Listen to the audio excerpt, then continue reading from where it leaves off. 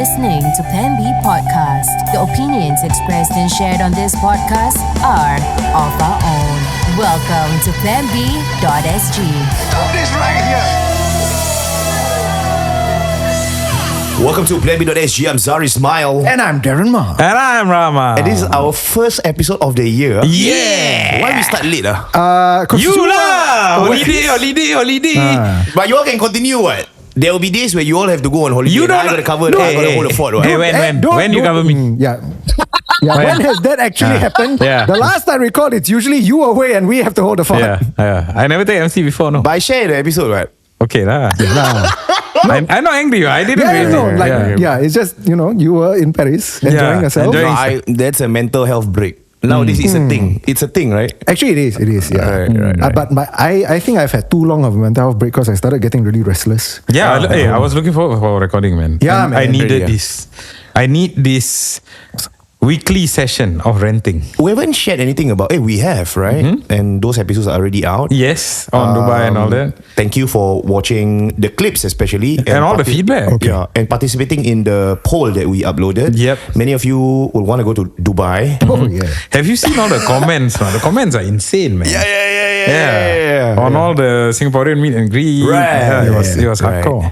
And some DMs came in from listeners who are living in another country, like Australia. They asked us to go there and do a similar Which we event. totally should, by the way. Yeah. Yeah. I would love to, Australia. Yeah, Right? man. Nice. Yeah. Get a better villa, please. Okay, yeah, fine. Like, I mean, that was... Yeah. I mean, who asked us to be stingy, right? Yeah, so we were like, It's okay. let's get the cheaper one. Okay. For the record, the villa itself not so bad. Not It so was bad. it was bad. Okay. It was- I mean, it wasn't great. It wasn't. Yeah, great. okay, it wasn't There were great. parts that were like a bit rickety. Yeah. There were parts that looked good, but there were parts that were a bit like, why is it like this? But here you go, Yeah. there's some highlights of the trip, and one of them is actually feasting Yes, the dinner. in a very famous restaurant. Correct. We're just talking about this individual, brilliant individual.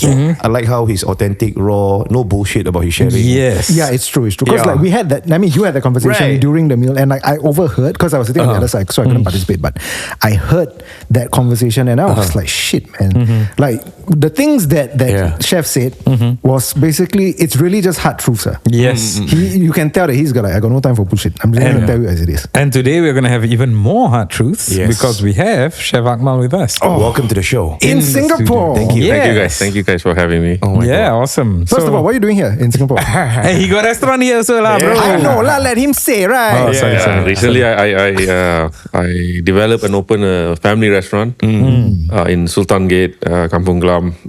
It's a 30-year legacy from my parents' original harum manis in Teck Whye. So, it's a homecoming. It's a calling. Oh, so your whole family has been in the F&B business. My mom and dad started the business 1992. They had their fair share of failures and closure.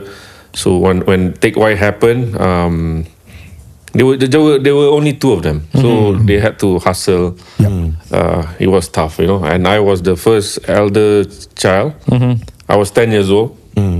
So the only help they got was me, in a way. Had to After school and all that. after school, before school, weekend, Dude, 10 was before school. 10 was before school started. Yeah, like tender age, Yeah lah. like in my teens, those days you had Topper Cup, Nike Cup, remember those days? What is this? I What is couldn't this go. You see, it's You're not born yet. those days were like football, FS, okay.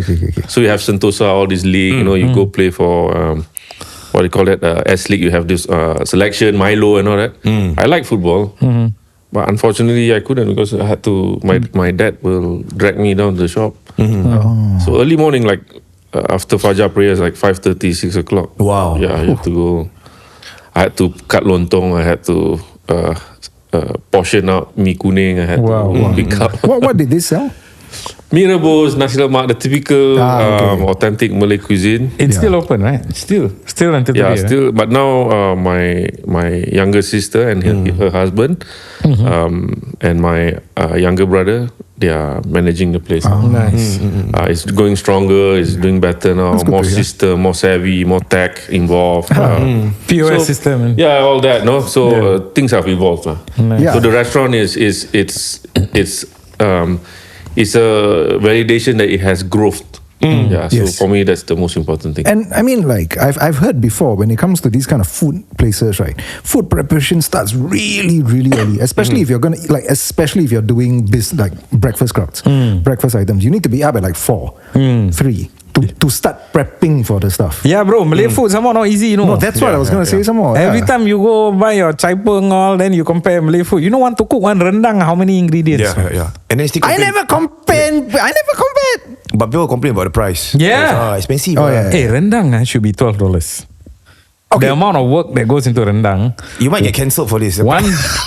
Why would he get portion cancelled for this? Is the $12. truth. Yeah, okay, yeah. Is the truth. The amount of spices, you gotta grind that shit. You gotta, I mean, if you have, it's a labor of love, correct or not? Yeah, in 1992, a plate of Mirabos was $2. 2023, 24, it's $4. So in 20 over years, it only increased $2. How do you justify that? It doesn't. Yeah. It's true. I've heard people say before, like our hawker fare and whatever, it's actually really low. Like it's disproportionately low. Because like you say, it has not grown with the times. But the thing is, as consumers, I am not prepared to pay like $10, $8 for Mirabos at a hawker center. You know what I mean? That's true. Because I'm really used to that level of outside food. So walk us through. Was it the price point that made you want to start your own restaurant? Yeah. How do you end up in Dubai, bro? So I grew up in that condition, in that environment where I had to always be around food, always. My mom had caterings, we had to do weddings and all that. So every time, somehow I got dragged. Then I got my license and all that. So 18 is your passport to everything, right? Yes. So once I hit 18, the jackass kick in, like you want to go work with your friends, you want to, anything. I would just started to learn smoke, any boys No, or but to be fair, 18 is actually pretty late to that game. Yeah, A lot of but- people are like having their rebellious phase at like 15, 16. but I'm just being safe. Okay. Well, I started at 18. Yeah, my father knew that, but I was still helping during the weekends. But I was doing odd jobs, I worked in. Suddenly, I end up in kitchens. I can't remember now exactly. I ended up in odd kitchens, working part time, just doing nachos. Those days. One fine day, I was. This was before NS. I was with my friend on his bike. Then we were like riding around Orchard Road. We stopped at Cascaden Road. There's a HSBC. So we were just sitting down, chilling, just having a smoke. Right across me was a French restaurant. Nice. The restaurant was called Les Amis. Okay. This was in 2001. So at the window, there was a guy standing there, full chef hat, chef uniform, chef white pants, white shoes, full white. Right. So my friend said, "Man, what is this, chef or what? Like we never see this before." Those were pre-internet era. You don't have Instagram to reference anything. What? Yeah. Okay, I can't imagine that. Yeah, your Okay. only reference back then was newspaper only. Okay. Which doesn't exist anymore. Yeah, newspaper, you watch the back first because you was talker first. Yes. Right? This is how it is back then. This was the early 2000. Yeah. So I said, man, I wanna see what they do, but I have no access to do this. So I don't know. Out of coincidence, we're looking for jobs. Straits Times classified at the back. Just looking, the name just popped up at the back. Les Amis, looking for waiter like this, cook. So I went. I called. Nobody picked up. So I went. Wait, like you went down to Yeah, I went down to the place. restaurant. I took a People bus. used to do this last time. No, that's what I was gonna say. Like people nowadays, it's like you just send the application on some I had no computer. I don't know email. I don't have nothing. Yeah. So just brought my body down. Prior to that, I was already in Shatek, which I was the only guy who didn't graduate. Huh? Yes. Why? I had. There was like 40 in my class. Yeah. I was the only one who didn't graduate. Come. Why? Jackass. That word explains it all. Wait. But are Attendance or are what? you the only one with a Michelin star now? Yes. Yeah, bro. And the only one who Nice. owns Damn, restaurant son. now. Nice. Yes, Yeah. very nice. So, It's like the Mark Zuckerberg story. Yeah. Drop out Yeah, Harvard basically and- that. Yeah. you know, going through all those academic times, right? School, I was not very the pen and paper kind of guy. Right. If I go to like this class where you make wood and acrylic, I would do very well. Like mine will be like nice. I'm very good with this. But here, avocado, coconut, like I get tired, I want to sleep, kind of thing. Right. I knew what I wanted to do. So move on. I went to that interview, and they were pretty much practically all French people there. So Whoa. yeah, knocked on the door. A French guy, maitre d', a manager, will open and said, "Yes, can we help you?" And I said, "I'm looking for a job. I saw the ad on Classified." Oh, so he said, "What are you applying for?" I said, "Cook." So came in, he sat me at the lounge area. The guy didn't come back till like 2 hours later. Oh, yo. Not even a single glass of water. Damn. Yeah, it was very Tense. brutal. Huh? You know, those days you want to look for a job. Yeah. right? But why? What was he doing? for That's two how hours? it is, bro. Because I didn't understand there was lunch service and dinner service. So I came during lunch service, so they were busy with lunch service. He had actual So work. he was Ah, busy, yeah, so yeah. I had to wait. So I should have come 2 o'clock or after. Right. So he came and by the way, his name is Chef Justin Quack. Okay. In that era, he was the prime. Wow. Prime. If you look up his name, he's there. Interviewed me, spoke to me, and then lastly he said, "Show me your papers, show me your CV, show me." Oh, no. I said, "Chef, I don't have anything." Yeah, he said, "You treating my company like a joke?" He said like that. I said, "No, I want to work here." So he looked at me and said, "Come, let me show you the kitchen." Had a walkthrough, came back. So those guys looks like chef, but this is a commando of a kitchen. Wow. Like he explained it like that, you know. I sat down, and then I had written my expected salary, $1,200. All those days, Okay. he cancelled it out. He put $700.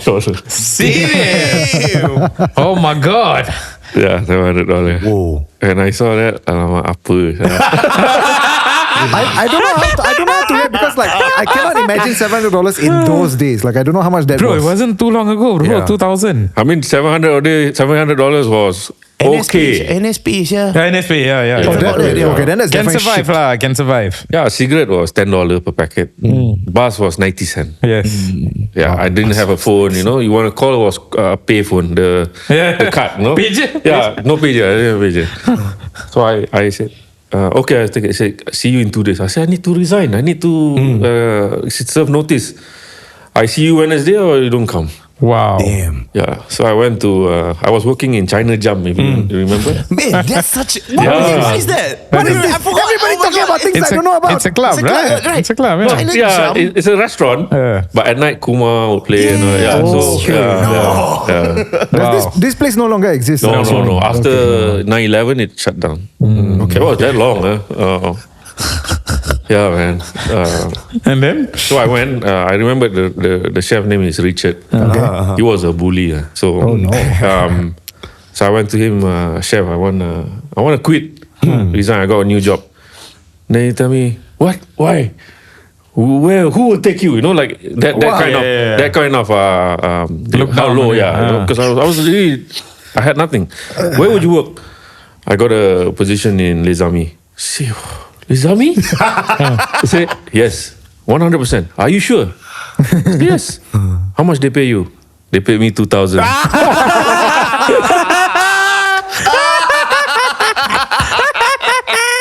That what he said? So I got many go. So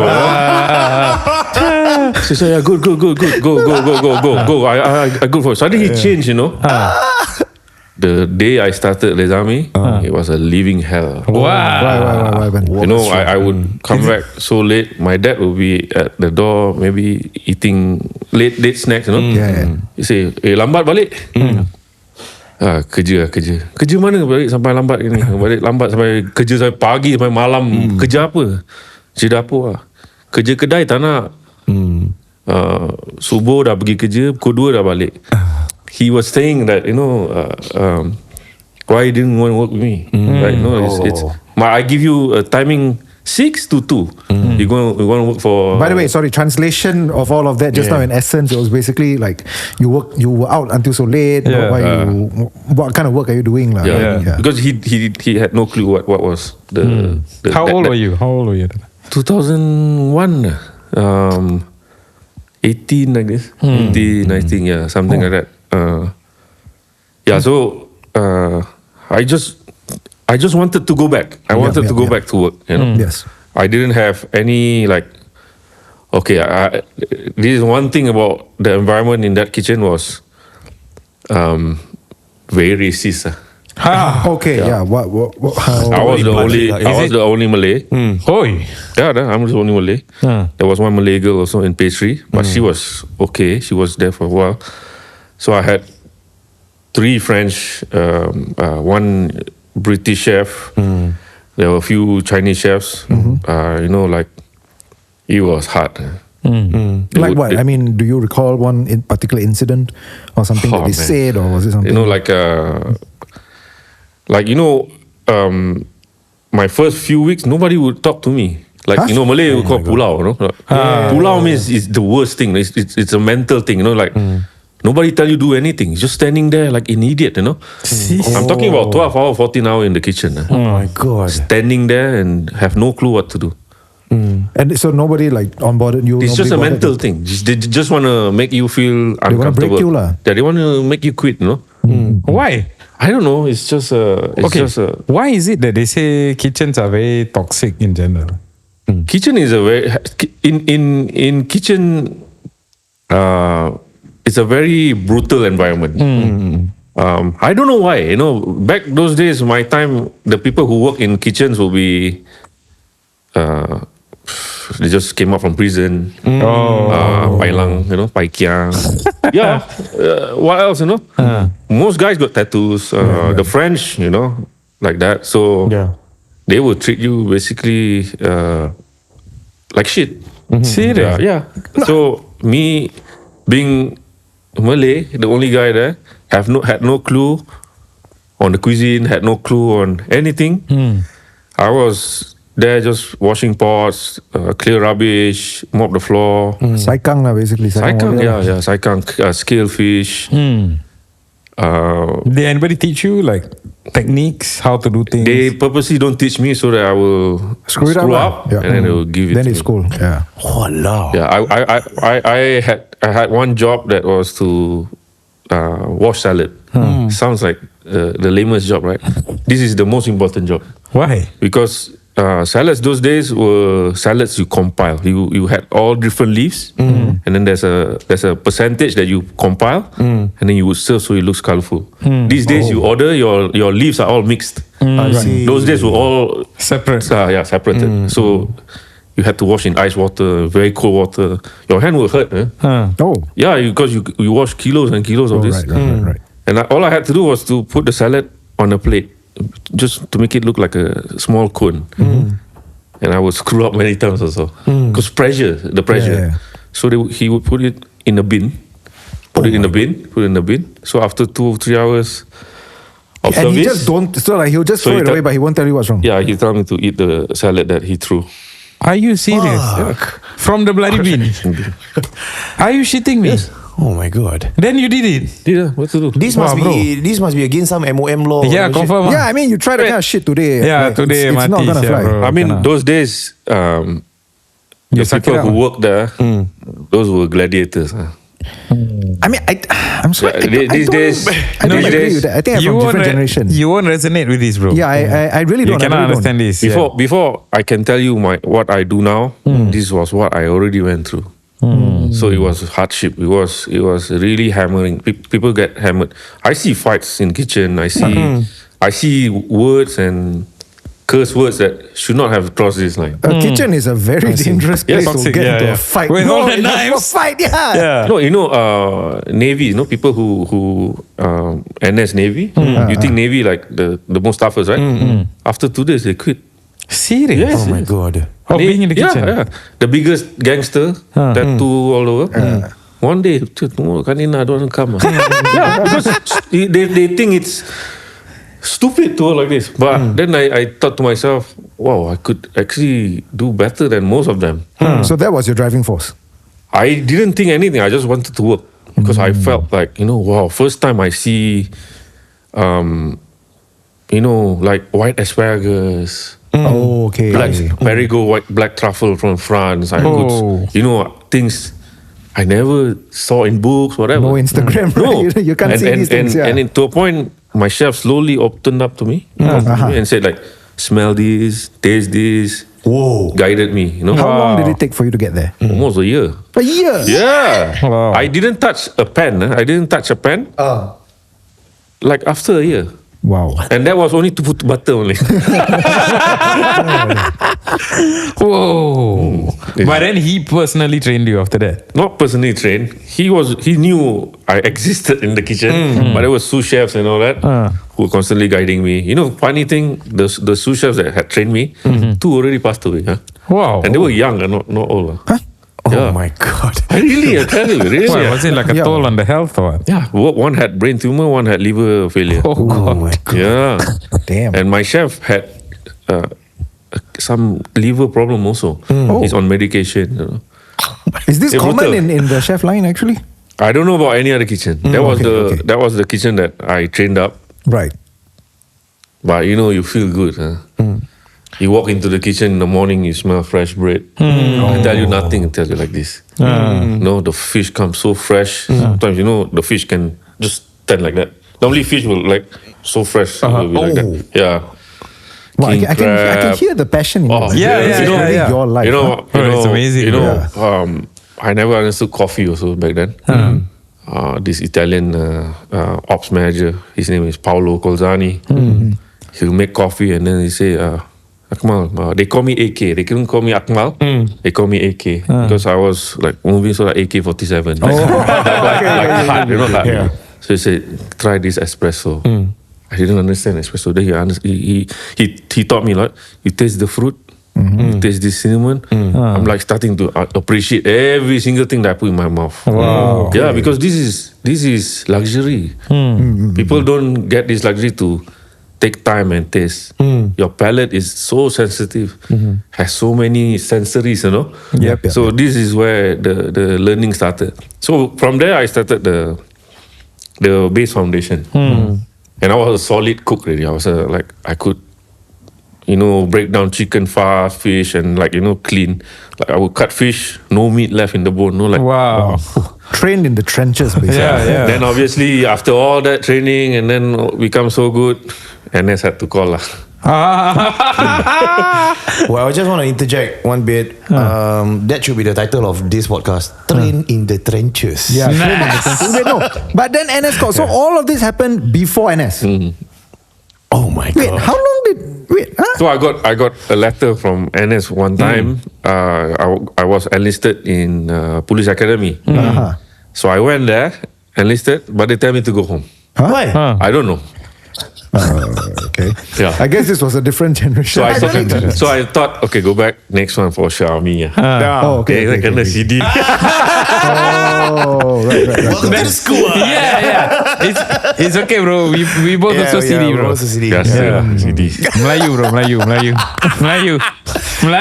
Okay, but you Indian, Whatever lah. It's okay. But those were the days, right? Like, as in, like I that speak- generation was like that. Yeah. Anyway, I didn't have any preference. I wanted to be army or police. But CD pun CD lah. Okay, Dalam no, bahar. okay, but before we continue, right, like talking about racism in this whole like food industry and just kind of lack of understanding for minorities. Recently, I went to like a pretty famous hotel restaurant for a friend's wedding, and the service for the Muslim menu was quite shit. I mean, I don't want to say where exactly or whatever. That's But, like, always the case, bro. No, yeah. So I wanted to ask, like, is this common? Like, because you worked in such environments before. Is it really that like the chefs just don't really like? I give you an example, right?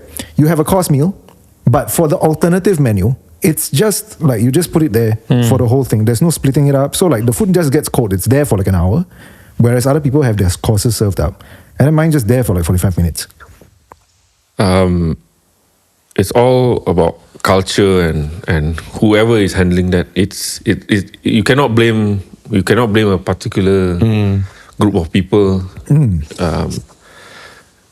It's all subjective to who is serving you.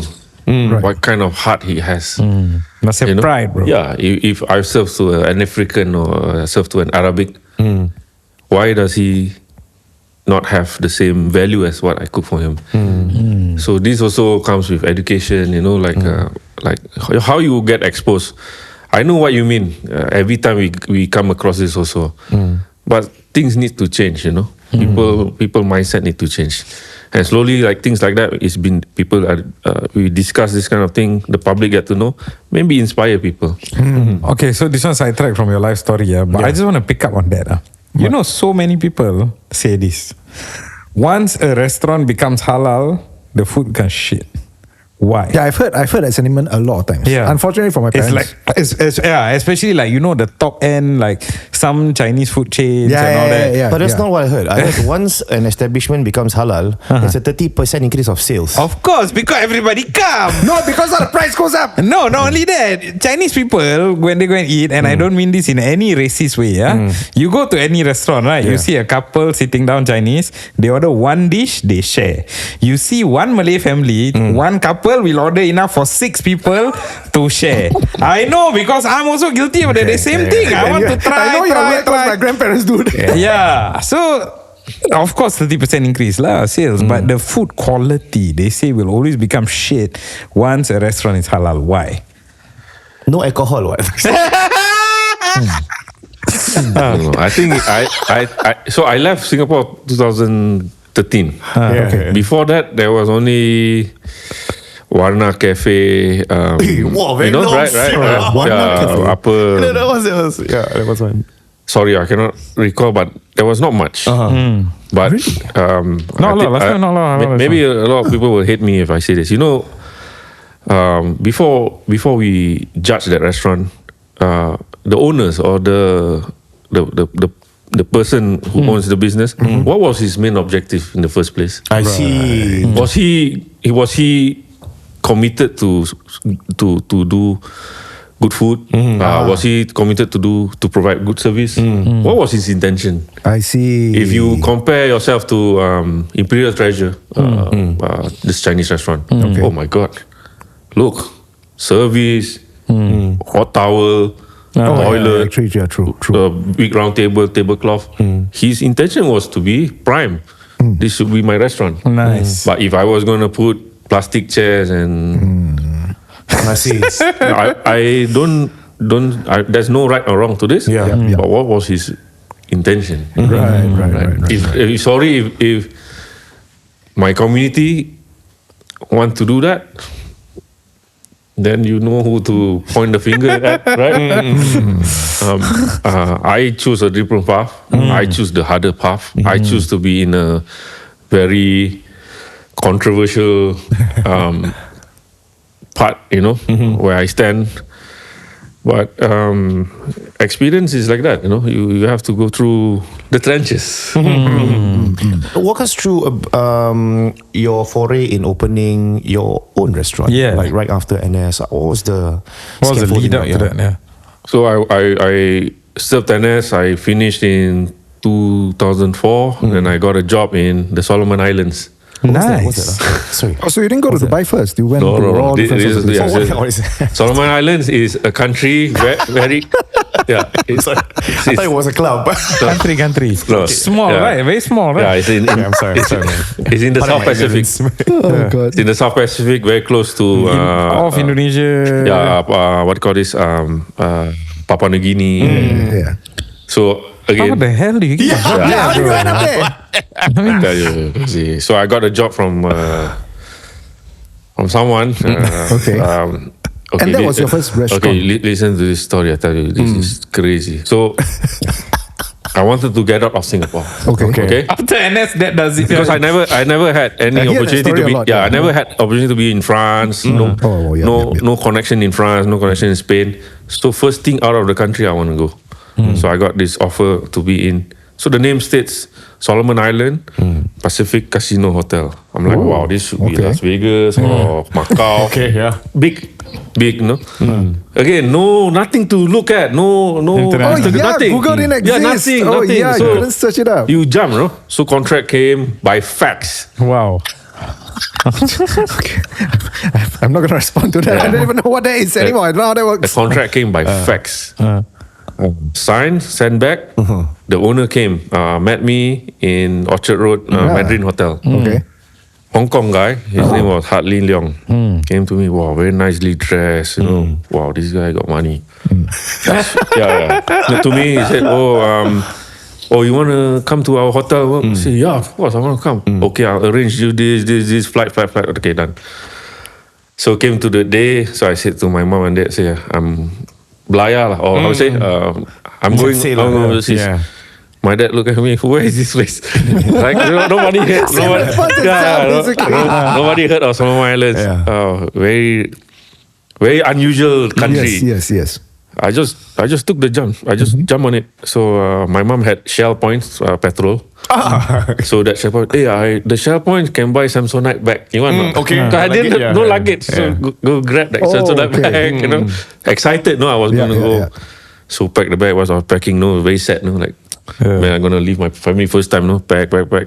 So sad when I took Air New Guinea, Papua New Guinea Air. Okay. So my transit was in Papua New Guinea. Took the flight. The what do you call this? The air steward or the cabin crew were black, you know, like black rugby players, you know, like they were female. Fierce, Big, stout. Yeah, big. I'm like, what the hell? Where am I going? So, so this was my first longest flight. It was a 5-hour flight to Papua New Guinea, Port Moresby Airport. Okay. Landed, and you had people not wearing shoes, man. Serious? Oh Yeah, people chewing betel nut and spitting everywhere. Oh God. Oh my God. I don't know, 10 feet wall, barbed wire everywhere. Huh? Yeah, you know, like I came to a place like I don't know where I was, no. So and the airport was like plane park. You walk down the stairs and walk to the. So okay, transit 2 hours. So waited, then changed to another flight. The flight, man, that plane I don't know, like rabak.com. I was worried, like ni aku mati, you know. Bapa aku and my parents won't know where I die in this Pacific Ocean, man. I just took. It was like 6 people, 8 people. Was it that bad back then? Yes. This is an island that nobody go. Oh, that's true. Yeah. Wait, it's coming. So flew 2 hours. I looked down window. Only trees, only forest. Yeah. Forest after forest after forest after forest. Where is the city? No city. And then suddenly landed, man. the worst landing, like this, no? Came down. There was no airport. It was just a get down. The guy opened the plane, take your bag, just go to the counter and stamp. That's it. That landing strip was a World War II 1942 American airstrip. Wow. Oh, damn. They didn't change nothing. Oh my This God. was 60 years later. Yes, it's 2000 something. So met the guy who was supposed to pick me up. Then I say, where's the city? Oh, the city is there. So maybe I came from the other side. Yeah. So took his Pajero, drove, no potholes and Yeah, the roads I can imagine. people were walking, no shoes like that.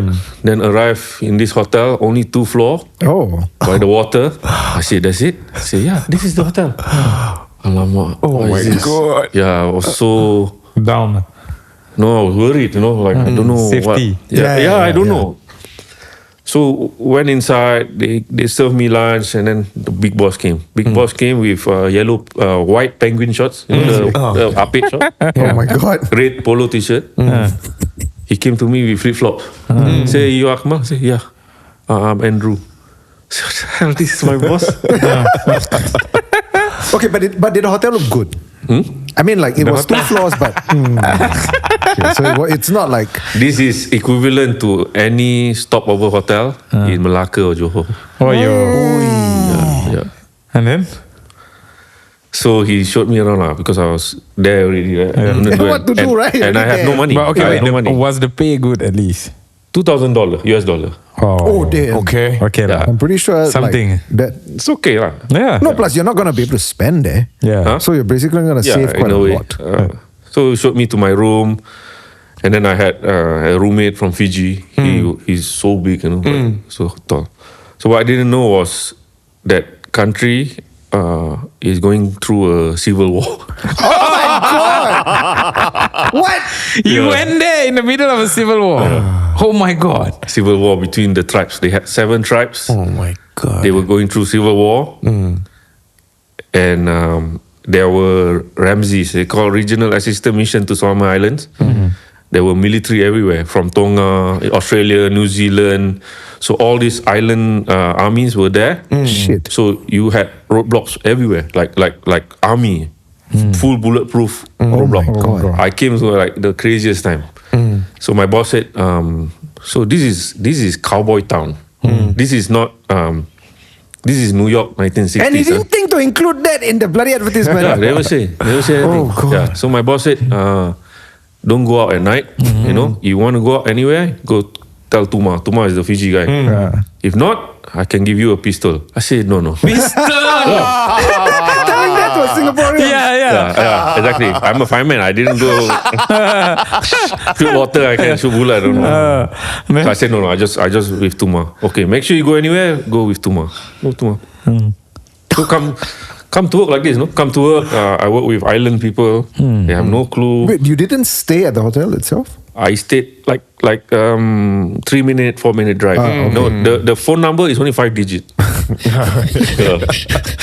Yeah. Very low population density. I can imagine. Yeah, I'm going to look it up right now. Actually. Yeah, something like that. The city was burned down at least 3 times to the ground. Whoa. So who were the guests in this hotel? Yeah, who goes there? Military. There were a lot of sunken American Army destroyer ships.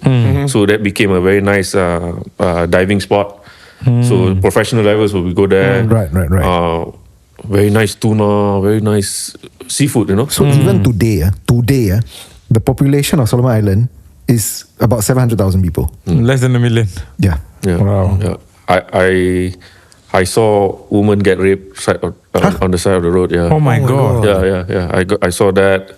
I saw a jealous husband because the wife was talking to another man. Head cut off, thrown in the market. Oh my God. Yeah, man. It's I don't know how I went through that. Like it's very crazy. Dude, that kind of shit can give you PTSD, man. Yeah. It's like trauma. Because man. I'm scared of my boss. So my boss is literally a Hong Kong gangster. Yeah. Oh, I was going to ask because you said Andrew. So I was like, is this a white guy? Is this No, Andrew Leong. So brothers. So they are. I don't know what they actually do. Try it, to be lah. honest. Well, you said the hotel and casino, right? Hotel, casino, Yeah. and their That's the answer there, man. main Yeah, job yeah. is a bookshop. Yeah, okay, so yeah, you definitely have your answer. They have money. So, very nice guys. I'm But sure they sell very nice books. Yeah. yeah. So I would have to go to the market to buy vegetables in the morning. So I would go to my boss's office above the bookshop, and then he will ask me how much you need. I say $1,000. Okay. And then he opened his safe, like you could see, man, like Stacks. Cash, huh? Oh my God. Cash, huh? yeah, man, like crazy. So I mean, that's what all these like, island countries are Yeah. for, right? For And people then, to go there and like... Long day. so there's this Chinese guy that I'm very close with who works in his Chinese restaurant.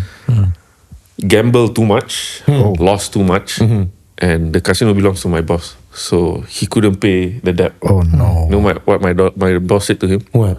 You work for me for free till you die. Wow. I think he's still probably there.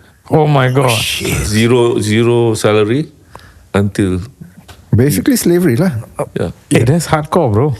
Zero hardcore, yeah. And the guy agree lah. He got no choice. What to do? What agree? Yeah, There's no agreeing there. It's just do. what you will do? So I'm just curious, how was your relationship with this Andrew? He's very nice to me. He was very nice to me. He was good to me, but he had his swings, you know, a bit cuckoo sometimes. But but every night we had to have dinner with him. Oh. Yeah. Oh, serious? It's a thing. Chinese Culture. Oh, okay, okay. No, Yeah. Chinese Style lah, yeah, you know, Yeah. sit down, then have to tell him what happened today.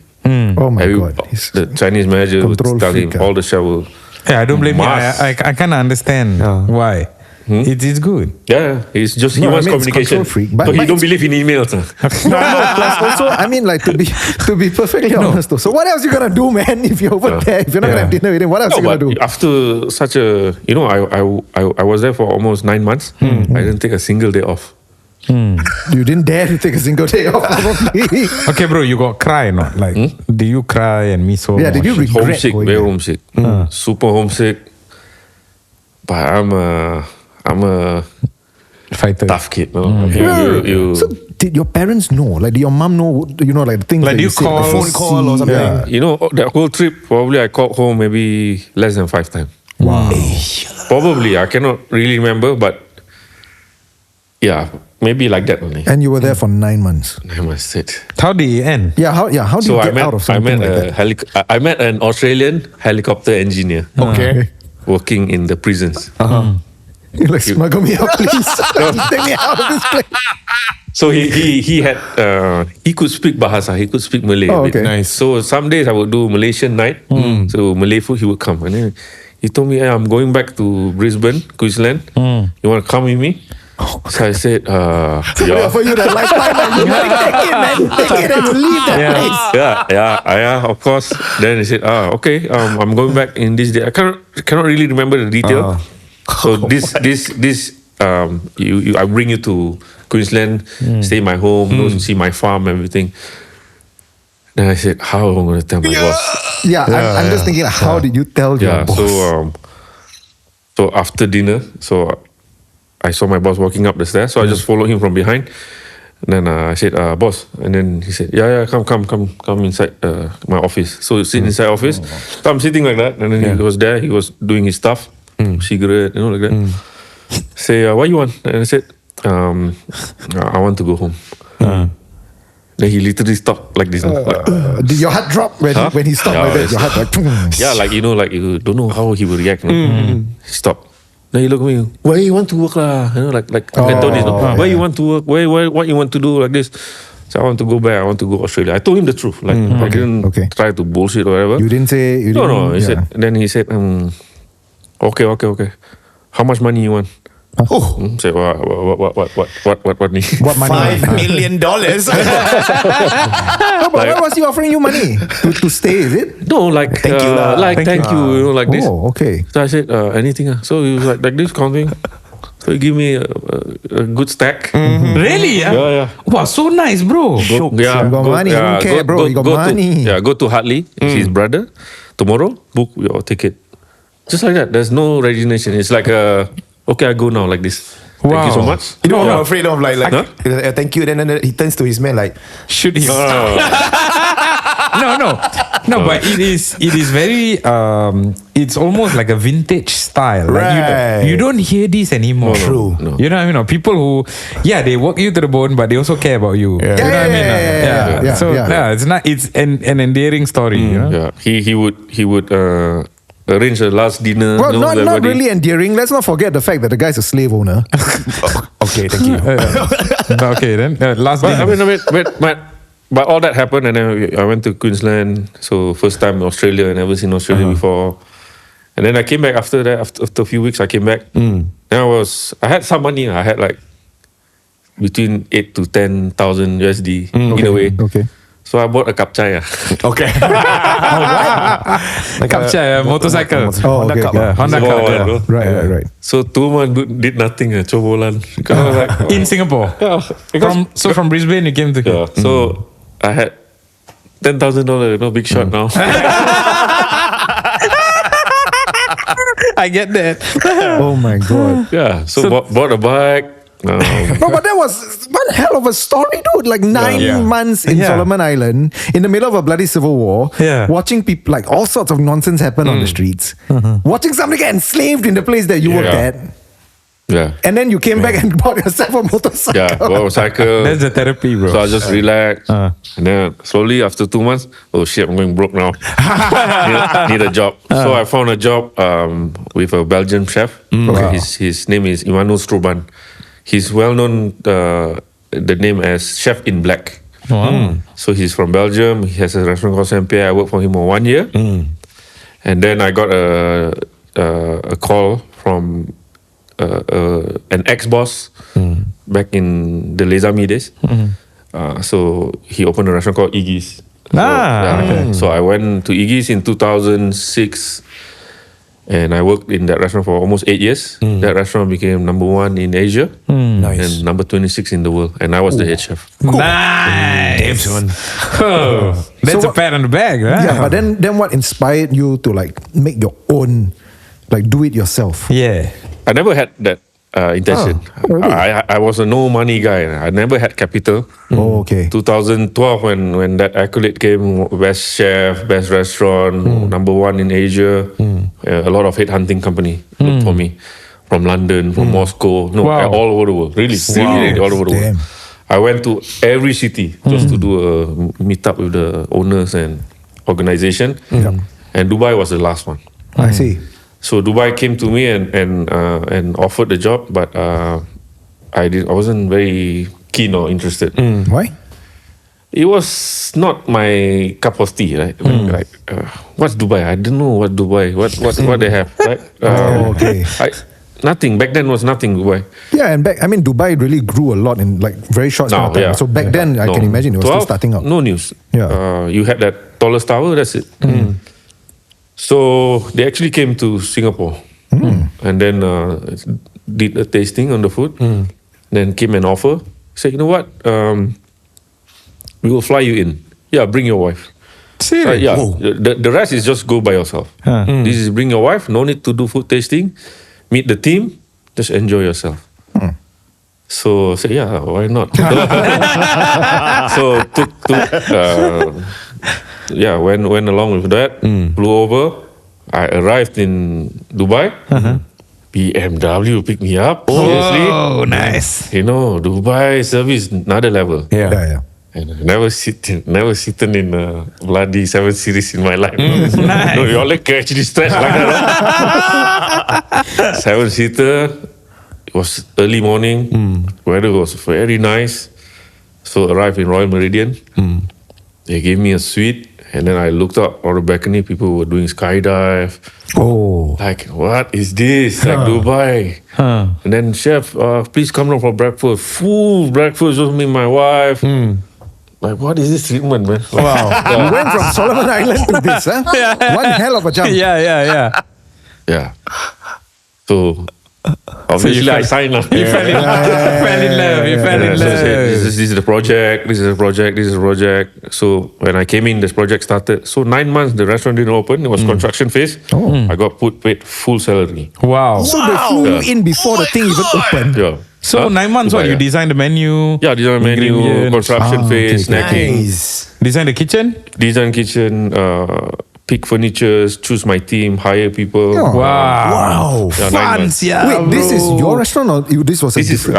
I work for This South guy- Group, yeah, Royal Meridian. Oh, okay. Wow. So that was Blank check. More or less. Oh. those days Dubai was doing like that. So Okay. they gave me a villa to stay in. Nice. Expenses paid. I paid nothing. My daughter's school fees were paid. Wow. Insurance were paid. Return ticket, the whole family paid. Like, Yeah, basically the sheikh just said, get me the best chef. Yeah. Full stop. yeah.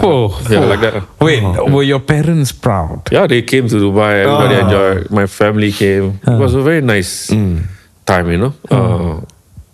You know when you have that, you know, like they would travel. You know, we would go out. I would take my day off. I bought a nice 7-seater. We would go Oman, kind of like that. Right.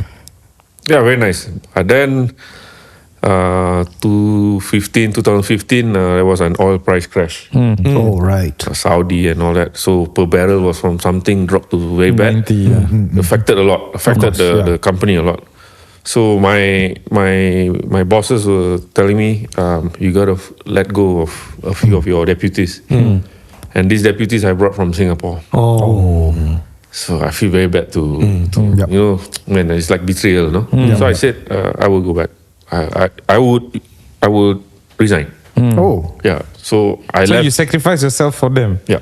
So I came back to Singapore, and my wife was heavily pregnant with the third child. Okay. So we came back here. She gave birth, third child, and then came this story. I made friends with two Emiratis, Arab. So they wanted to open a restaurant. So I actually came back to Dubai. Okay. Went to see them and saw the spot. This was Three Fields, this restaurant called Three Fields. So we saw the spot. I'm like, no way, this location can't make it. I see. Like no way. Like who would come to this bloody location? Like that kind of thing. My wife wouldn't know. But what else I would do? So I had a few interviews here in Singapore, and they were all very depressing and sorry lah. I mean, like anything's gonna be depressing after where you After came Dubai, right? Yeah. but having my skin is even more depressing. Why? Why? Because coming in to this city, if you're whiter, your More value? favor is higher. in Dubai. No, here. Here. Oh, okay. So okay, but wait, you see, and this is something that I've always thought about, especially after eating at a restaurant. I mean, I am mad proud of seeing a Singaporean being super successful overseas, and a Singaporean doing getting your own Michelin star. It's amazing, right? And I don't know whether you remember, but I asked you at your restaurant, if you stayed in Singapore, would this ever happen? Right. Now, but you see, you became the head chef of Iggy's. You earned that accolade while you were here. What can someone say that you were able to do this because of your experience here in Singapore? Experience is one thing, but I cannot run away from the fact that I am a Muslim. He won't get that level of support here. What? I will never get the support that correct. Yeah. Back then, no. The Malays were not very exposed back then. Right. Yes. The cuisine, the gastronomy world for the Malays were, like I said lah, the Warna Cafe, the Alip restaurant. They were doing well, good for them, but they were not at a Lezami level. They were not at like Din Tai Fung level. They were not this level yet. Right. Malays were considered street people, cheap people, right? Right. So it wasn't like they weren't competing at higher levels, lah. Basically. No. And they were not aware lah. Yeah, the Indonesians would come in and open Sanur and all that. But again, it's still labeled as I see. Malay food. Right? There's a price cap that people will only pay. Right. It's not Peking duck. It's not French white truffles or Wagyu, no? That's just racism, right? It's sad, bro. It's sad. I feel sad hearing this. Yeah. I mean, it's racist, No, I don't know. It's category, but it's like a category that the Malay will never enter. It's not even racist. It cannot enter because It's just like typecasting, bro. Yeah. Yeah, exactly. You get sidelined before you even start. Yeah, that's racism, right? That's like head on. That is racism. You know, I tell you, I cook for a lot of heavyweights from the government. Here in Singapore. Yeah, in Singapore. Right. Like it will be a fantastic lunch or dinner. The assistant would call the chef. We want to congratulate him, thank him. yeah. I would stand at the door and people would not look at me. And They won't realize. They won't realize that go, you're the go and chef. call the chef. So I'm the chef. Huh? Malay? Boy, serious? They said that. Oh. Disappointed. I am. I don't want to say the name, but you know, this is okay. it's like that. But were Tell they? us off air. Yeah. Were you? Yeah. Please tell us off air. Were they then impressed? Did anybody? If they didn't see my face first, they will be impressed because they think this guy from Spain or from France. like this. But when they see me, they're like, oh, When was this? 2011, 2012. It's not even that long ago. Yeah. Well, I'm beyond disappointed. Now, okay, but honestly, now I don't think it's like that. I would like to think at least that now it's a bit different. I don't know. Maybe it still is. But okay, so that's another thing that all of us noticed when we were in Dubai, right? I think in Dubai it's very obvious that there's a superior section of community, which is the born and bred locals, right? But for everybody else, it was Fair level, game. fair game. Fair I don't game. think that's true, lah. Why? You're not gonna compare a Singaporean expat working there with the Pakistani driver that we had. Okay, they are not competing on the same level.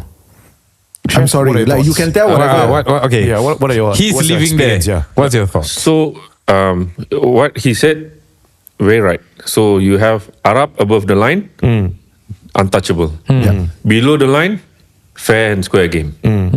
Whether you want to sell jasmine rice, basmati rice, or Japanese rice is up to you. Right. So if you choose to be a driver, be a driver. No, I mean like the kinds of starting points that these people have very different. Okay, so Share your conversation. Yeah, so I spoke with our driver because I mean, while you guys were having fun at the Burj Khalifa, I don't know what you're talking about. I was there for. No, like Same as me too. that, like you know, Dubai is a ever Evolving. building construction city. You know, so they would go to any small city in India or Pakistan or Afghanistan. They will like, okay, this whole town I want all the men. This salary, you become carpenter. This. They ship all these guys in, yeah. and then work as laborers. Yes. This Darren thinks there's slavery. No. This is, I mean, the kafala system is, I'm not sure if it's the UAE. Is it kafala system is UAE? Kavala? No, I don't know. Okay, then it's probably one of the other Gulf countries. I'm not talking about that. I'm talking about, the fact that, for example, the Pakistani driver that we had. Yes. I spoke with him and I asked him, like, why are you working here? What do you like about working here? Because he's been working here for like 10 years. And then he said, I don't like it here. He said, the company treats him like shit. The people, as in the people, regular people, treat him like shit. But he has no choice because back home it's worse. Yeah lah. Because of his skill. So okay lah, greener pasture still. They bro. all say like that. Like all those. They are very wimpy. Complain a lot. I mean, like, Yes. this is really. I mean, I'm sorry. I don't love agree with it. that. I know you resonate with this, Yes. but I have to say I don't agree because it's the same as when You a people talk bro, about, man. Like No, it's the same as when people talk about like migrant workers working in Singapore. You want to say that like everybody else has the same, like they all start from the same starting point. The bank CEO bank from India versus the construction worker would from it be India. from are a they starting skills same starting point? perspective? Like if you are a trained chef, for example, and you're from Pakistan, you would have been given the same Of opportunity course. as Of course. versus a driver. Skill is one thing. No, right? also you make of it what you can. I always believe that. I believe that in life. Okay, so I give you Yes. example. When you see he on air, they admit that they started smoking at 18. When I was much younger than that, I was already hanging out with construction workers because we Right. smoke or whatever it is lah. Okay. So even when I was in school, right, I hang out with construction workers because my school was rebuilding. So I talk to them. Okay. I have interviewed construction workers from like goddamn don't know when. From 2000. Okay, 2000. So now I remember back then in year 2000, construction workers, they work 8 to 12 hours a day in Singapore. I don't need to say Dubai slave trading. Right. In Singapore, they work 8 to 12 hours a day. The pay for the whole day is $17.50. Okay. And even with $17.50, okay, I'm gonna curse on air now for the first time. I remember. Don't do it. I remember I was speaking to this construction worker while I was having a cigarette with him. Then he was telling me, Singapore very expensive. I say, why is Singapore very expensive? He say, one weekend I can finish $100, $150. I say, what the hell you do with $100 and $150? This is 2001, Okay. Back when Mee Rebus was still $2. Okay. Then he tell me, weekend I go watching movie, I go eating, and I go fucking. I said, what? He said, I go fucking, I have to. He has his needs, right? Okay. But he chooses to blow his cash. But even when he does that, he still got more than enough to have a goddamn mansion back where he came from. His kids are in good schools. His wife is taken care of. That's his life. Today, I still have very good friends who are construction workers, who are here on work permits, employment pass. I mix with them because they also renovate my house. They live in condos, bro. You talk about the ones who live in condos, of course lah. Yeah, but it is what you make of it. No, Opportunities so this are is there. my point.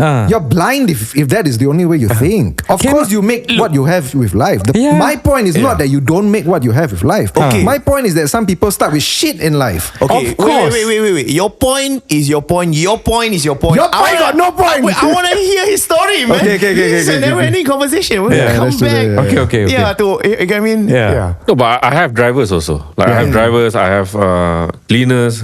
They all also come to Dubai, no English. Nothing. Yeah. Nothing, have nothing. But sometimes you push them a bit to help them grow. They don't want to grow. It's a choice. It's a choice, you know. But they complain to people, salary very small. You know, my job like this, very hard. But when we put you into a new position, you don't want to take it. So it's individual. So that's my point. you gotta make of it. You gotta push, bro. It's a hustle. You gotta push. You know, there's a It's lot a of... privilege to have this mindset. Did you go to Naif? Did you go to Naif? Naif, where all these Pakistanis are. Right. Naif, Satwa, these are the streets of Dubai. This you can see. Some of them hustle, some of them don't. Some of them just sit at the grass, on the grass, just chill. Yeah. You could do so many It's jobs. a choice. It's a choice. Lepak. But then you go tell them to do, no, I don't want. But then they complain. It's not enough Okay, so my barometer is this. For those who want success, for those who are willing to work hard and In chase Dubai. it in Dubai, are the opportunities there? money. Oh, too much. Too much. Wow. Yeah, it's a lot of opportunity in Dubai.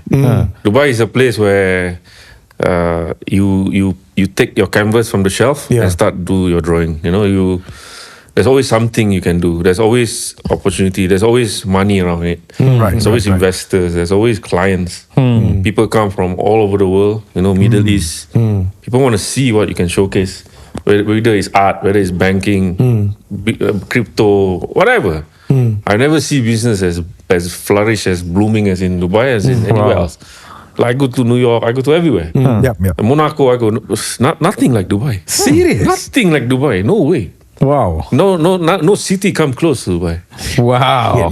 Dude, you're gonna get the golden visa too, man. I have Yeah, already. yeah. Oh yeah. Okay. I have already. I have a golden visa already. So, you know, you get people. You know. Hey, wait. Are you the guy on the Emirates starting the video? Huh? I don't Yeah, know. but I have a video in Emirates here. It should be. Yeah. Okay. Oh shit! Like, Right, as in right. when you first the in-flight entertainment. Yes, when you first yes, opened, right? yes. Yeah. Oh, there's a video. Yeah. Yeah. They interviewed me. Nice. I'm very grateful. I'm very blessed. You know, Dubai is very kind to me. So back with the story where you had to go back to Dubai and then with The two guys, yeah. the two guys. Yeah, the two guys. So we met over dinner. We had an agreement. Yeah, we had to put money into opening a new business. I didn't have capital, but one thing I had was my asset and my 5-room flat. So we had the discussion. Then I said, okay, I talked to my wife. We agreed to sell the flat. So came back to Singapore, sell the flat. Took the money in. Brought the money to Dubai. Did an exchange. But this is I'm talking about. I never paid a single bill before. Okay. No bill I paid before. Like I didn't pay before any bill. So went to an apartment, lived in this, and the money started rolling out. No, I see. Yeah. That's quite a very risk, fast. right, that you're taking. Boom. So I had rented an apartment, three bedroom apartment, for 150,000 dirham. So it's about 60,000 a year rental. It's a nice place. You pay up front. So 2 checks. So 75,000. So I had written 75,000 for the first check. This was before even the restaurant opened. Yeah. So I was so confident the restaurant would open. Oh no. 4 months down, I only had like 18,000 in the bank. So I said so I was just What lying happened down to on your the bed. No? investors? Yeah, lying down on the bed. My wife said, "You have the money not for the next Six months. check deduction?" Said no. Man, she flipped. Like, you know, 3 kids. Yeah. You have no job now. Your In a restaurant foreign not open country. now. Yeah. Say, what is going on? Say, like, what's going to happen? I said, I don't know. Like, first time I brain dead. Wait, but what happened to the 2 investors? So yeah, we already put money in the restaurant. It's in construction now. The restaurant didn't open yet. No, it's in the not open yet. Yeah, not Okay, open okay. yet. So I say, how, man? Like, and I came from a villa. Yeah. So now I have to settle all this. So long story short, I met the property guys. I went to talk, and then restaurant still didn't open. I spoke to another local guy, like a friend, who manages this real estate property. So he said, "Oh, I have a small house in an apartment, 2-bedroom. You want to come and look?" So I come look, very old building. So came and look. Wow, this is small, man. But no AC, no white goods, no nothing. So just walls. Then I cannot complain. No, it was 150 now to 70 per year. Right. So less than half. Yep. So my wife said, just take it. So we stayed there, and then restaurant was slowly opening. Yep. So I said, I'm going to make the restaurant very busy. People don't know me back then. I was a nobody. I would make $200 a day, $300 a day. Couldn't pay salary, couldn't pay myself, couldn't do anything. They say I'm in the shits now, like serious shit. And then Dubai is hot, right? So when summer comes, it's summer. So this is April, May. The heat was coming up. So my house had no AC, no nothing. So I had kids, small kids. So my small one was barely 1 year old. Second one was 2 years old. And the other one was 6 years old. I didn't have money to buy curtains. Oh man. Yeah, rabak. And like I couldn't believe I was back at this point. It was very hot. So I had to buy cooler, put ice on the restaurant, put ice to cool down the house, to cool down the kids. I bought, this bathroom shower curtain. to make as curtains at home. In the house. So I said to my wife, you need to work. I cannot manage this alone. I don't have a manager. So she brought my mother-in-law. My mother-in-law came. Okay. My mother-in-law came to look after the kids. So we will be at work from... So she helped you on the restaurant? No, to look after the kids. At home, No, lah. your wife? My wife helped to in the restaurant. yeah. Okay. Wow. So from Mondays to Saturdays, we would be out at early morning and be back at 1 or 2 a.m. So she will be 6 days at home with the kids, like prison. Yeah, like. And I don't have visa for my kids. I don't have visa for my wife and my mother-in-law. So every 30 days for 2 consecutive years, I would drive and do visa run in Oman. Wow. Damn. Yeah. Yeah, man, like stupid. Like really, like. How do you tahan then, bro? What else I can do? I was at a point where I was too good to be employed, but not skilled enough to own a business. I was at that point, this gap. I was in this gap now. Because if I work for somebody, they cannot pay my salary. Like that kind of thing. So you had to push through. Yeah, I have to be in business now. So business started slowly. And then, many episodes of, like crazy times where I would be like, already picking up, like, oh, so much business now, slowly, just enough. Then next week, Ramadan. Oh. Then nobody comes out. Zero. 1 week, zero. Ramadan in the Middle East. Not a single human walk in, zero. Yeah. Oh man. Yeah, man. Like, why? Like this? Like, why? Oh, so actually F&B there, you really have to make sure that your remaining months can tide you over Ramadan. Oh, this is 16 again. I was the first non-licensed, homegrown establishment. The only one. Non-licensed, what do you mean by that? So all restaurants in Dubai back then were alcohol and in free zones, in hotels. Oh, okay. And they were big restaurants. Yep, so I came from that also, the hotel. Yes. So now, independent, homegrown, and no backup. You're in your own location. Outside area. Outside area. And first one, no alcohol. The first one with no alcohol. I see, okay. Yeah, by a foreigner. Yep. so you had your Arabic restaurants and all that, but this is first one like unheard of. Yeah. So people were very skeptical. What is this place? So we invested about 700,000 dirham, 600,000 dirham. That was in 2016, end of 2016. By 2019, we hit close to 14 million in sales. Wow. Nice, nice. Per annum. Huh? Per annum, yeah. Nice. Oh, how much is that in Sing dollars? About a bit more than a third. So But I have a feeling that something bad happens after this. So I was a chef. I was very good at doing what I do best. I had two guys that I trusted. Okay, we were good Muslims. You know, we were. These were the two locals, as in the two Emiratis that we were more than friends. We were more than business partners. We were very close.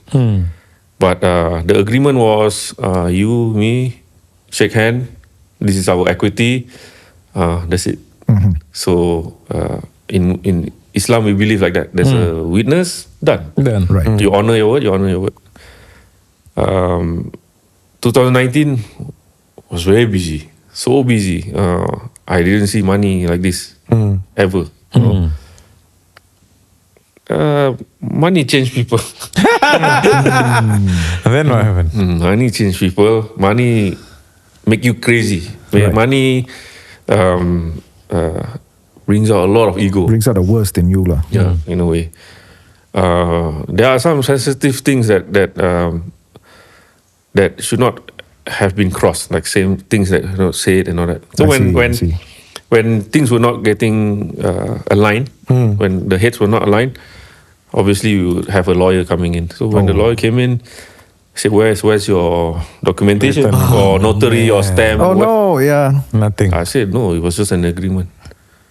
Then Which means you say he said he lah. looked at me. He said,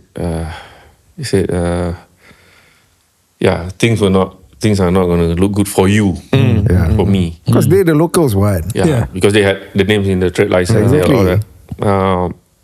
Okay, we were fighting. We were like, so who's supposed to have what? So who's supposed to what? To a point that this has gone beyond bullshit. Like Yeah. it was so bad. So bad. Like I was already losing. There's no way. There was no way. There's no way. I had no backup. And I'm an expat and all that. Yeah. What did you end up walking away with from all of that mess? Zero. Serious? Yeah, zero.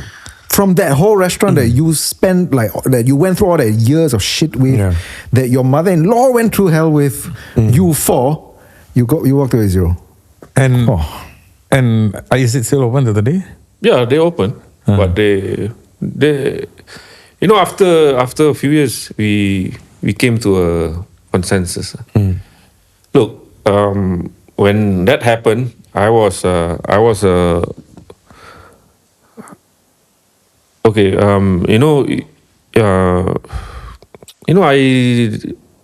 I didn't feel like it was very important that life has up and downs, and the ultimate controller is God. Yeah. I didn't have this back then. I thought I was bulletproof. Okay, this is where he humbles you down. Right. He stepped on you, then you're like, oh, okay, he's the boss. I get you. Yeah. So my restaurant is a stone throw to the masjid. Oh, okay. I thought to the old restaurant. No. Sorry, just there. Okay. Every azan I would hear clearly. Right. Sometimes also I miss my prayers. Because why too busy? I have too much customers to handle. A VIP needs to be handled rather than something. So when everything got taken away, worse is now COVID had to happen also. Oh yeah. So you can't even climb up. Yeah, you can't even climb back. You can't even rebuild. But those times at home, when it was locked down, I was at home. I was in Dubai, away from family, no flight to go back to Singapore. Oh, yeah. Nothing, zero. And wait, so what? How did you survive? Like, as in what kind of Money. Got savings, Yeah. you know. Savings. Yeah, because restaurant was doing well. Yeah. So I had dividends back then. So Right. had good money. You had to make it last. Yeah, and then this is all this is actually when it turned, you know. So COVID time, all my life in FMB, I always miss Tarawih prayers. I always miss this, miss that. Now at home, you know, home with my wife, with my kids, my family. First time I finished 5 prayers. I did my fasting full. I did my Tarawih full, Right. and COVID, and become imam to my kids and my wife. Wow. Like, you know, this is what like message or what, like, you know, like sign or what. Right. You know, you at that point I was like, just okay, let's pray.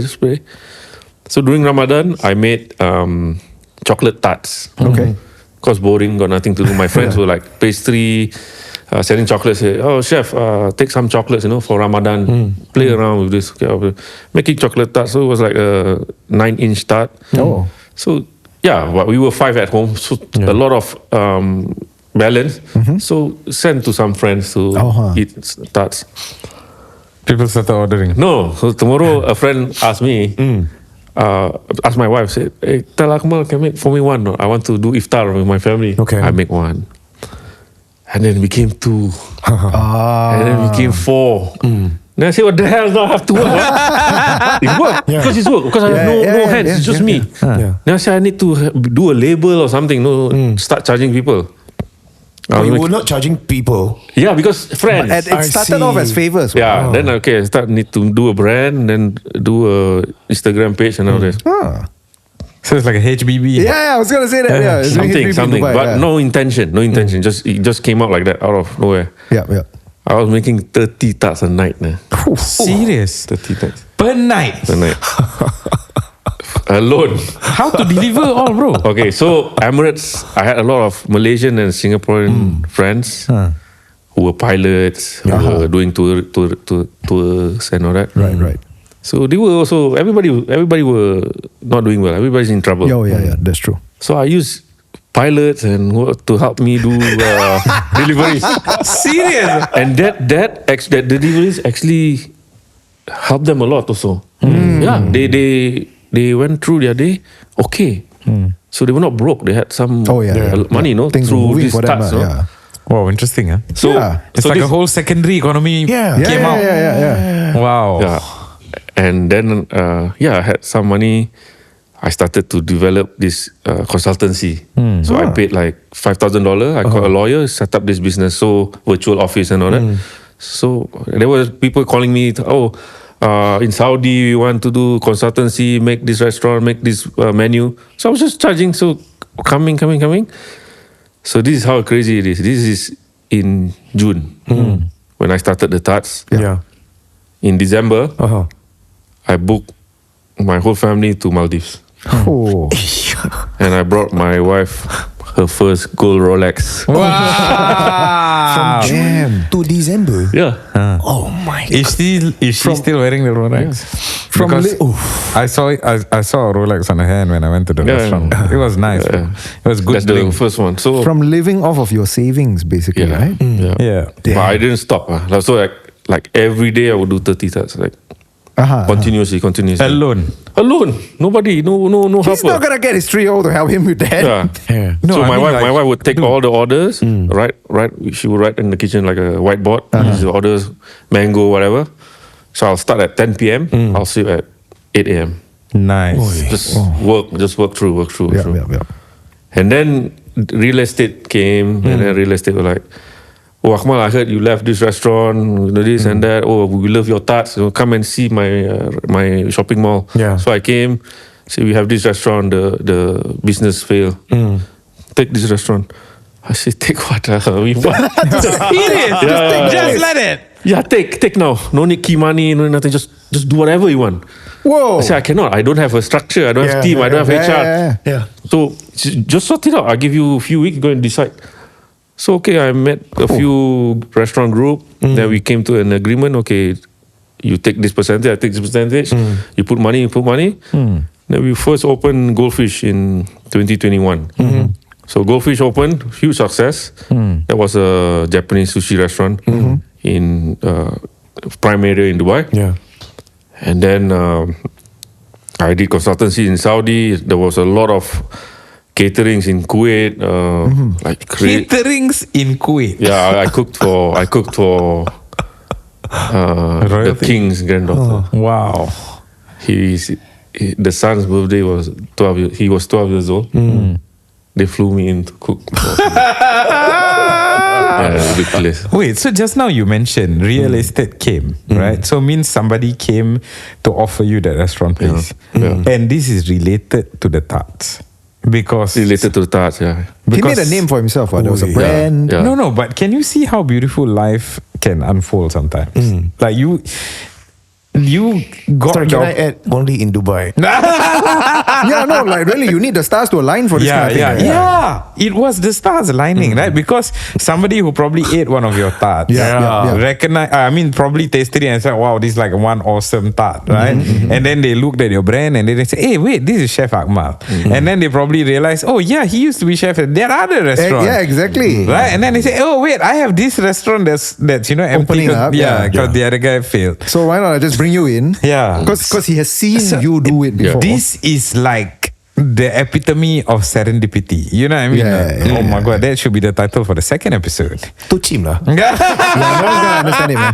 I mean, I never stopped because I would not go to the corner and cry. So I just moved on. You You just kept Dude, going. Like. the time for crying was back in Solomon Islands. Yeah. Yeah. Oh my god. Yeah. So when we opened Goldfish, also the royal family from Sharjah, the other state, inaugurate a digital library. So designed by Foster and Partners and all that huge library. So he told me, take this restaurant, run this restaurant. Like then came that one, came this. After 2021. Came 11 Woodfire. I opened Otoro in Abu Dhabi. I opened New York 53. My God. I opened Mavia in the desert in October. Then I was cooking in Italy. I cooked in Monaco. I cooked in India. I cooked in Shanghai. Like everything just. Yeah, You know what I'm thinking right now? I'm thinking off air, I want you to tell us who that guy was who was like, this is the chef Amalia. And then I want to think that Dude, this like guy. EDB should like make him a success story. You know what I mean? Not Sorry, who's EDB? Economic Development Board. Like Oh, I was going to ask that as well. You get what I mean? Not like. Wow, that's like amazing, right? Yeah, and like the Amazing, backstory, like really kudos. Like, I mean, like what the hell, man? Like you've literally been through hell. Yeah, and back. Yeah, back to hell. After Three Fields, I was in the deepest, darkest hole ever. Yeah. So bad, I would just have friendly or small conversation with my wife, will blow up. Like very bad. Yeah, the kids were the one who were affected. Everything was tense, Because it really destroys you. Of course, because you lost something very. But again, this let go thing is beautiful. Okay, so when did this let go thinking? Because you said like you didn't have it earlier back then. At some point it came. So what point was that? The let go one was when I spoke to the lawyer. we have the effect on people. Yeah, lawyers have the effect. So this is a very special friend I have. So he was a customer in the restaurant. He's from Canada. He was based in Dubai and he was handling a lot of people doing crypto as a legal guy. Right. So when I left, he called me, "Yo, brother, what happened?" So I said, "This happened." I said, "Okay, share me all the details. Let me look at it for free." Say, yeah, I'll just feed me sushi next time. So he did all that. And he helped me all the way, like correspond and this and that and this and that. So he told me one thing, "Bro, look, you have the software." When he starts like that, you know it's not going well. Yeah, I know. Because I in the beginning of the fight, I know I was losing already. Yeah. I could tell, but I was just trying to piss them off, But he said, you have the software. You bring the software everywhere. You just need to plug in into something. Just let it go. He said, it's okay. You know, everybody knows you. You're the brand, everything. Not so easy. Just say yes for me. You know, back and forth, back and forth. You know, wife also hantam you. You know, like bam, bam, bam, bam, bam. And then I spoke to another lawyer. This lawyer is a jackass. So anyway, I spoke to him. And then he tell me, if you bring these guys to the court, they say, wallah brother, you will lose. I say, surprise, I knew that. So then I said, what are the chances? Halas, just take 10,000 and go. 10,000 better, I don't take anything. Like why would I even want to fight for that? Makes no sense, you know? Right. So I just called off, we had a meeting. I said, you know what, cut this bullshit, go do this. Me, you cannot do anything now. I will do whatever. They agreed. We shake hands like gentlemen. Then we moved on. After that day, it was just. I'm not saying like now it's like, oh, everything's so nice, so beautiful, very flowery. No, I'm going through hell sometimes also. You know, business is always tough. Business is always putting you to the edge. But when there's ups, there's always down. Of course. When there's down, the ups coming. So just got to be patient. You got to believe yourself. Be sensible. Don't go into too deep water. Go too deep water. Don't go to Solomon Islands. Yeah. Don't go too deep that you can't see below. You know? That's actually very good advice. Yeah. Man. You know, it's just next milestone. Okay, I climbed this mountain. Okay, I saw a bigger mountain. I'm gonna climb that mountain. Then behind there's a bigger mountain. It's just the next mountain. Just the next mountain. Every mountain has its own problems. You know, you just gotta go through it. Just keep going. Just keep going. You know, fall 7 times, stand up 8 times. You know? It's just another day at the office. Wow. I'm interested to know like your thoughts and feelings about your faith right now. How is it like? I am more settled now. You know, I do my obligatory prayers now. I used to not do that. I strongly believe in my religion now. I believe in God now. I want to do things right. I want to do things halal. You know, I want to do things that would not offend my family members. You know, because our family is still the kind of, you know, many Malay community, Malay Muslim community, like, you know, if I get 1 Michelin star for a halal restaurant, my mom can tell everyone. My dad can tell anyone. Anak aku, my son, 1 Michelin star, halal. Nice. I can sleep well. Yes. He can sleep well. My whole family can sleep well. My son, 1 Michelin star, club. Cannot help. Right. Awesome, bro. It's not entirely your choice. They say, it's your choice. You can do this, do whatever you want. No. How? Cannot. What do you mean you can just do whatever you want? What about the people around you? It also matters, you know. How do they feel about you? They say, it's up to you. It's what you want, and chase your dream. What do you mean, chase your dream? So this level of sensitivity, being spatially aware, does it only come with age? Or, I think it comes with experiences, and I mean, I think safe to say this man has been through a lot, man. No, but okay. So I mean, you know, we have interviewed quite a lot of people. Yeah. And I remember interviewing someone who was talking to me about his business, and that was in logistics. And he was telling me that, and he was saying he's been on our show, and he was saying like what you just asked, Chef Akmal, like doing business, going down that entrepreneurship journey. It is a leap of faith, and it is a complete reliance in a higher being lah. Whether you want to say God, you want to say what, up to you, right? But you are, in a sense, depending on something. It's a risk, basically. It's a goddamn risk, bro, and it is a humbling journey, if anything. Do you agree with me or not? Yeah, it's you're not in control. There's no way you're in control. Look what COVID did to everybody.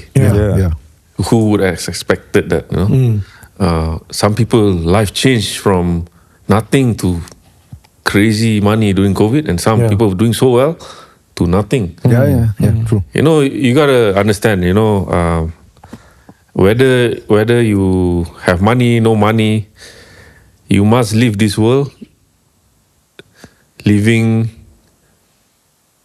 good impression to people.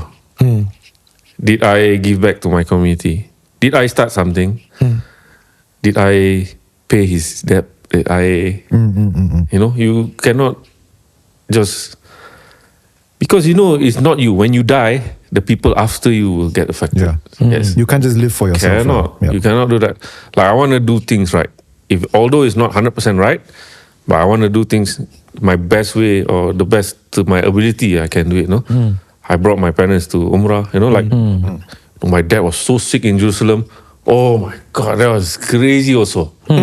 Yeah. What happened, man? Yeah. Oh my God. So we went for Umrah. So my dad has health problem, has heart problem.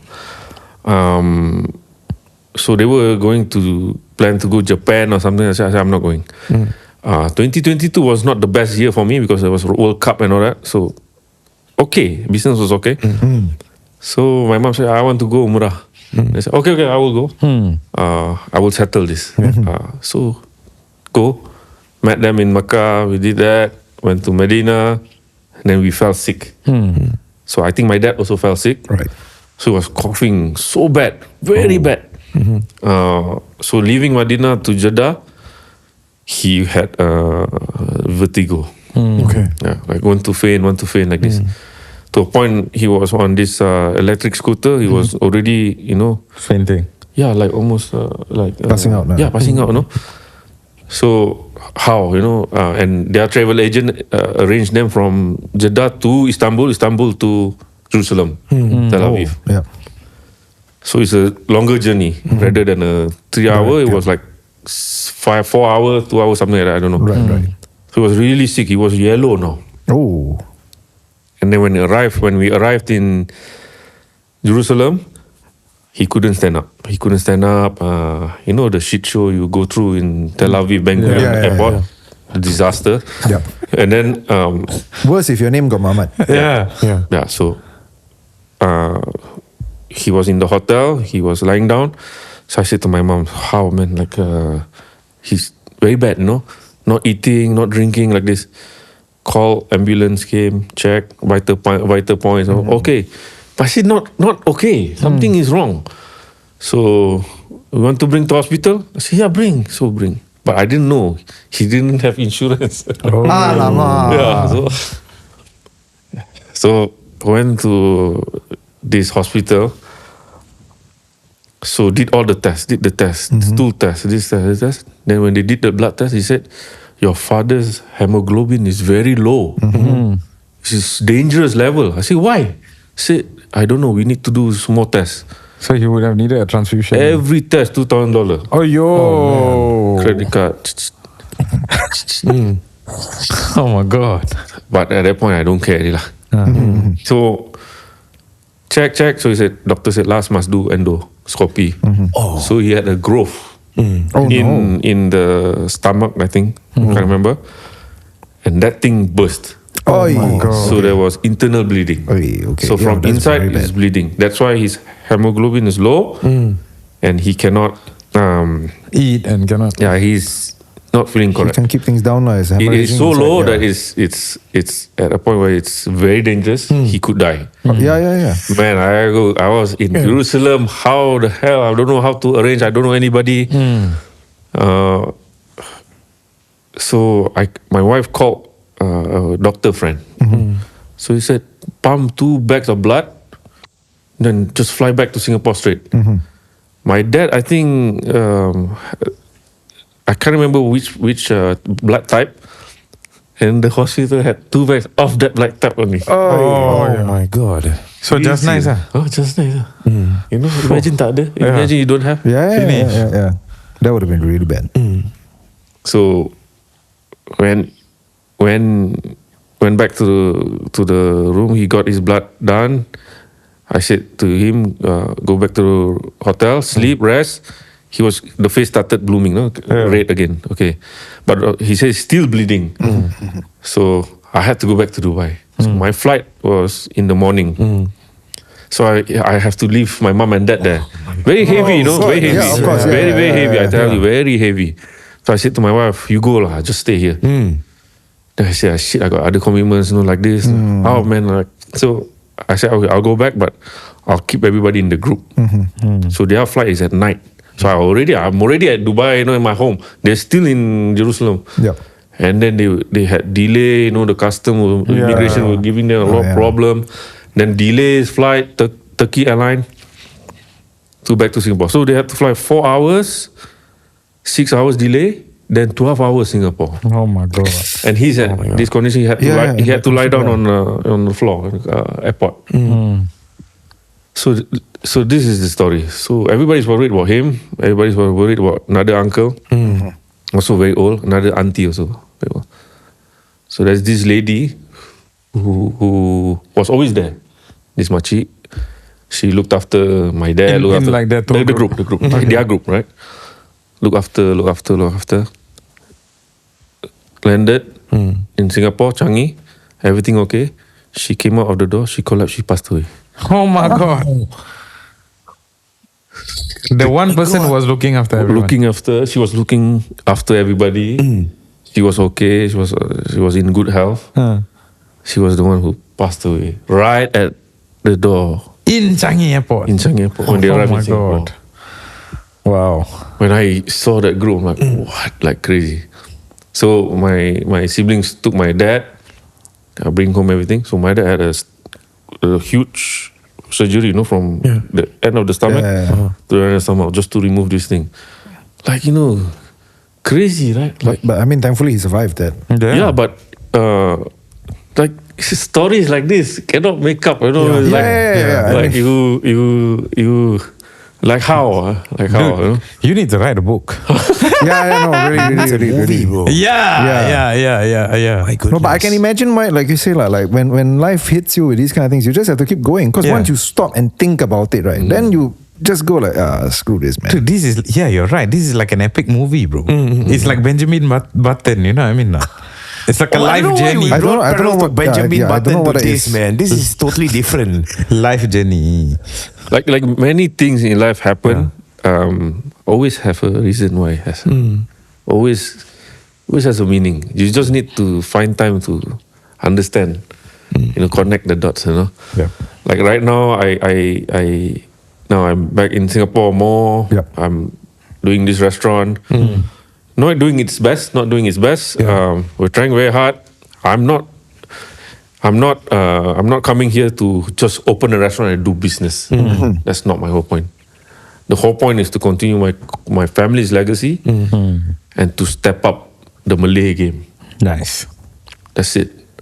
I need to bring this up. I need to start to a level where okay, he's doing it. Hopefully I inspire 2 more guys to actually also want to do it. Yeah. Right. No, I'm not going to go to that. No discrimination or or the steak and things or the kebab and no. They want to do it, they do it. But I'm gonna bring up the level. So You sound like this is your final Purpose. Yeah, it sounds like you're like coming back. Like this is the round trip. Yeah, like the this round is trip. The round trip will come back to when Harum Manis started off as a nasi lemak shop, and now we want to achieve glory. Yes, because 30 years is not like this. 30 years, long time. Oh yes. I see. I saw my parents fight like crazy. I saw them work like crazy. It worked. They work like crazy. They would not do like months of no day off. Like pushing for what? For us, like for my siblings, like school fees or whatever. Like this is the moment for them to see like, okay, all this hard work. Now the kids are going into another zone. So for them, I think I feel some kind of like accomplishment. You know, Right. Hawker nature don't have Michelin or this kind of accolade. But I came with exposure. I came with experience. No, I think it's fair that I bring this to my family. Bring it back. Nice. Chef, Nice, this man. has been a really humbling experience. Yeah, just listening to your of story, listening. yeah. And I hope we can inspire many other people who are tuning in. And I'd like for our listeners to share this story around. Yep. Because very rare to get him, you know. Yeah, true, yes. It's been an hour, 40 minutes, man. No, Yeah. and it's also serendipity Solid, that we yeah. have you here today. Right. I just arrived. Yeah. It was just nice, yeah. Yeah. So one thing I have to advise. This is a very strong advice. You will always, whenever you do something, whatever you do something, the negativity is much more than the positivity.